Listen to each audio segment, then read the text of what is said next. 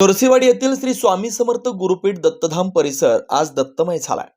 गुरुवारी दुपारी 12:39 सेवेकऱ्यांच्या मांदियाळीत श्री गुरुचरित्रातील 4था अध्याय वाचत अवधूत चिंतन श्री गुरुदेव दत्त जयघोषात श्री दत्त जन्मोत्सव विधीपूर्वक साजरा झाला। यावेळी मान्यवरांच्या हस्ते नैवेद्य आरती संपन्न झाली।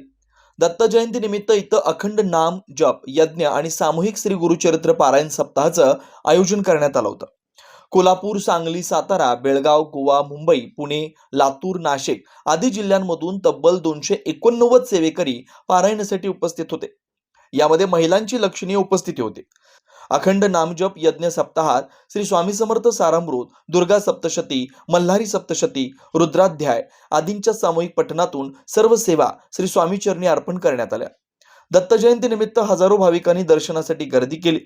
भाविकांनी महाप्रसादाचाही मोठ्या भक्तिभावाने लाभ घेतला। गुरुपीठ दत्तधाम परिसरात रंगीबेरंगी रांगोळ्या सजवण्यात आल्या होत्या, तर संपूर्ण मंदिर आकर्षक विद्युत रोषणाईने उजळून निघालेलं होतं। नरसिंहवाडी दत्तधामात दिवसभरात भक्ती, भाव आणि आध्यात्मिकतेचा सोहळा अनुभवायला मिळाला।